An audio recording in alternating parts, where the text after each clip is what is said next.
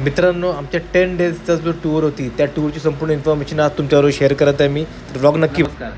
तुम्हाला सर्वांना माहितीच आहे की आता साधारणतः मागच्या आम्ही एक 10 ते 12 दिवस आम्ही फिरून आलेलो आहे. एक टूर केलेली आम्ही आणि मग त्या टूरमध्ये आम्हाला किती खर्च आला, अख्खं आमचा हा बजेट किती होता ते तुम्हाला सांगणं मला वाटतं की तुम्हाला याचा फायदा होईल तुम्ही कुठे गेलात तर.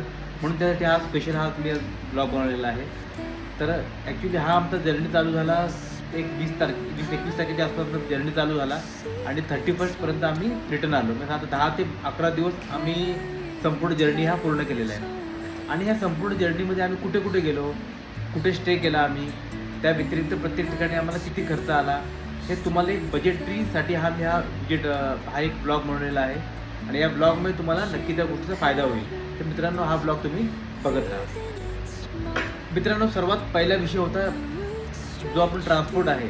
आपण ट्रान्सपोर्ट कुठला हे सिलेक्शन करायचं होतं. आता त्यासाठी आम्ही संपूर्ण ठिकाणी रेल्वेचा वापर केला.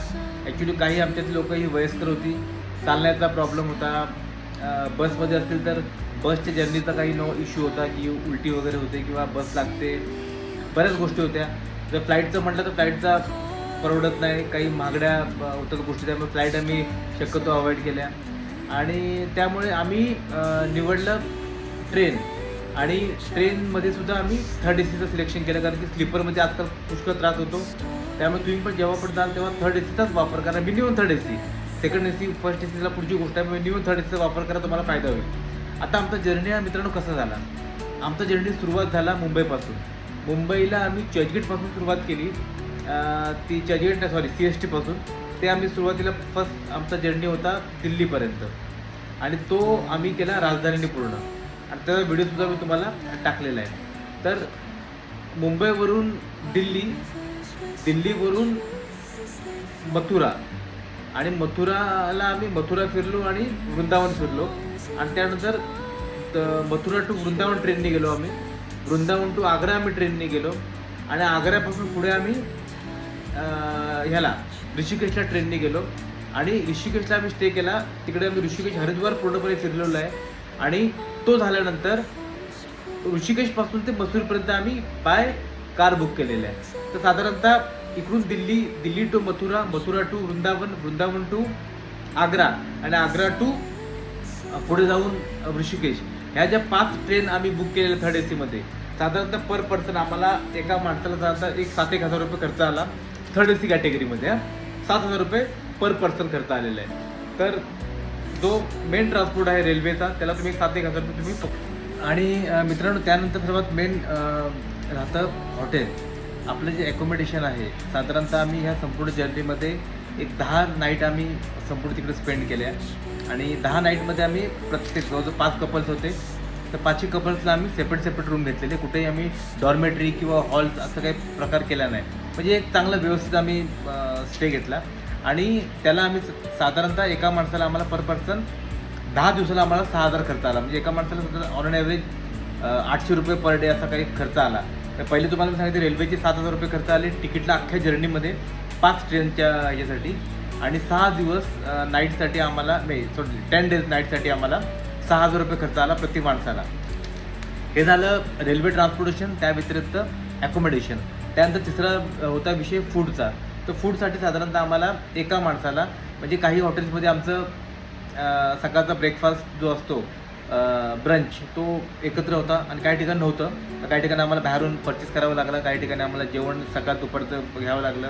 काही ठिकाणी आम्ही हेवी नाश्ता करून वगैरे हे केलं, पण एक चांगलं जेवण केलं. कुठे तसं काही हलकं-फुलका कारभार नाही.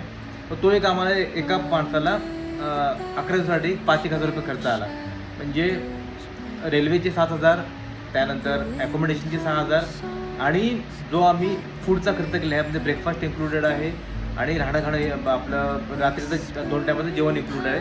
ते आम्हाला साधारणतः 5,000 रुपये पर पर्सन खर्च आला. त्यानंतर तिसरा सर्वात महत्त्वाचा पॉईंट आहे एंट्री फी. म्हणजे काही ठिकाणी आम्हाला रोपवे आहे, काही ठिकाणी गार्डनसाठी एंट्री फी आहे, काही ठिकाणी मंदिराला एंट्री फी आहे. साधारणतः आम्हाला पर पर्सन 2,000 खर्च आला.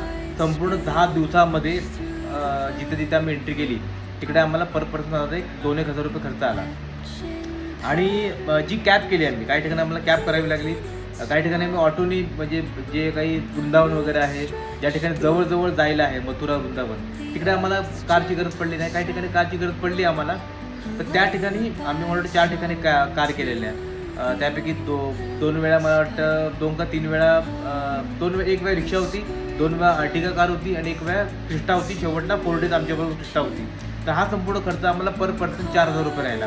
तर साधारणतः रेल्वेची तुम्हाला सांगितल्याप्रमाणे 7,000, त्यानंतर बघा हॉटेलची सांगितली तुम्हाला मी 6,000 पर पर्सन, त्यानंतर फूडसाठी आम्हाला 5,000 रुपये, त्यात ब्रेकफास्ट आणि लंच आणि डिनर हे इन्क्लुडेड आहे. त्यानंतर एंट्री फी जिथे लागेल एंट्री फी तिकडे आम्हाला 2,000 पर पर्सन सर्व अख्खा संपूर्ण टूरमध्ये, आणि कॅब आणि कारसाठी आम्हाला 4,000 रुपये. साधारणतः आम्हाला एक पकडून चाला तुम्ही 23,000 ते 24,000 रुपये खर्च पर माणसाला आला.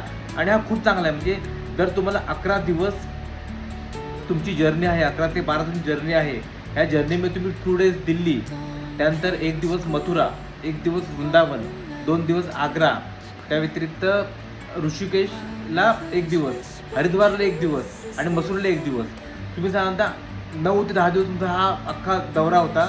आणि एवढ्या दौऱ्याचे राहणं, खाणं, फिरणं, एंट्री फी सर्व तुम्हाला 23,000-24,000मध्ये होणं खूप रिजनेबल आहे. आणि हॉटेल्स पण आमचे सर्व 3 स्टार होते.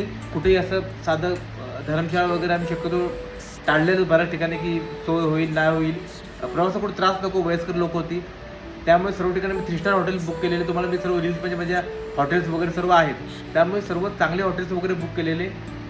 आणि असं केल्यानंतर साधारण आता आम्हाला 23,000 ते 24,000 रुपये खर्च आला. आणि इन ॲडिशन आम्ही जायच्या वेळेला साधारण एक 5,000 रुपीजचा जो ड्राय स्नॅक्स आहे तो आम्ही आमच्याकडून पॅक करून घेतलेला इथे मुंबईवरून एका ठिकाणून.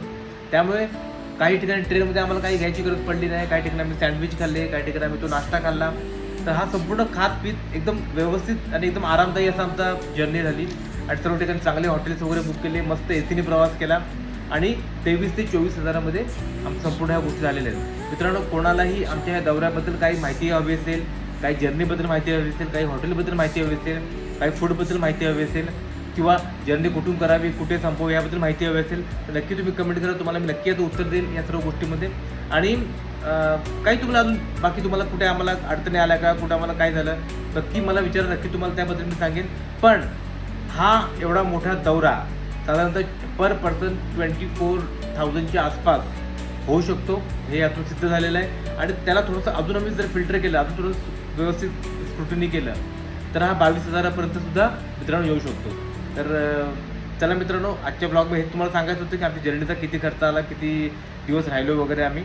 तर कोणाला काय माहिती हवी असेल तर आम्हाला नक्की तुम्ही SMS करा, आम्हाला तुम्ही मेसेज करा, आम्हाला तुम्ही DM करा, जे तुम्हाला हवं त्या हिशोबाने तुम्ही हे करा, आम्ही तुम्हाला नक्की उत्तर देऊ मित्रांनो. तोपर्यंत तुर्तास बाय बाय.